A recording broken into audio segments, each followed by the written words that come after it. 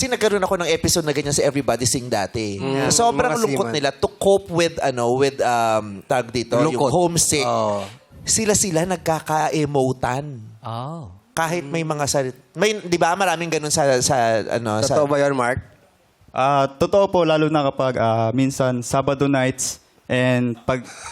Hindi po, totoo po kasi Sabado nights kami Mababasina nagkagather. Raimundo ron. Sabado nights. Dumadaan. So pag Sabado, Sabado po kasi yung nasa laging- barko ang demonyo. Hindi. Sabado po kasi yung Party, gatherings party. namin. Oo, party, And doon na kami nakapag-share ng mga problema sa isa't isa. Tapos nafo-fall kayo. Na-experience mo na yan, Mark? So far, hindi pa naman po na-fall. Ay, hindi ka pa- Matay. Mamatay! Let's go! Oh, ito na lang, Mark. Never ka pang was there ever a time na may girlfriend ka tapos sumakay ka ng barko? Yes po, 3 times na po. May time ba na may girlfriend kang naiwan habang nasa barko ka tapos medyo nagkaroon ka ng kaharutan sa barko? Wala po. Grabe yung madlang people, oh. Grabe. Ito madlang people na to, judgmental. Nag-react na po ang ating mga Dabber Cats dito sa segment na Bawal Judgmental.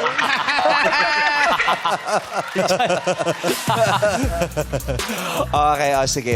Paniniwalaan namin yan. Malay mo naman, hindi, di ba, we cannot generalize. Oo, kaya na Malay mo, talaga. meron talagang naliligaw na mababait din naman. Pero gusto ko tanongin, Mark, na-experience mo na may girlfriend ka tapos nasa barko ka? Yes po, na-experience ko na po yun. Ano nangyari?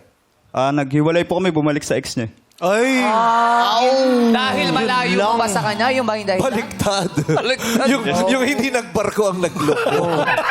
Yun lang. Kasi baka inassume ni girl, ako magloloko din naman yan. Joy na nga lang. Inunahan. Alam ko kung bakit. Bakit? Meron kasi silang Friday night. Inunahan eh. Naunahan ka. Sabado ka Friday night sila. Mauna Oo, talaga. naniniwala siya sa kasibihang thank God it's Friday. Pero ikaw ba, Mark, nagka-jowa ka na sa barko? Yung mismong kasama po? Oo, yung kasama sa... Wala. Hindi, nasa kabilang barko, nagkakawayan na kayo. Hello! Oo. Bakit? Lumulubog yung isa habang sabi-sigaw ng Jack, Jack, Jack. Nakagano lang. Kumain ka na? Pangit kabilang barko. So wala, never Wala pa daw. pa. Wala po. Anong nararamdaman mo pag may narinig kang Sumalabas si Celine Dion. Yung mga ganyan tunog, pauwi na po yan. pauwi na galing Sabado na rin. gusto ko na itanong kay Mark. Ano yun? Ano ba talaga tunog ng barko? Horn po kasi yun eh. Paano nga yun ba yun?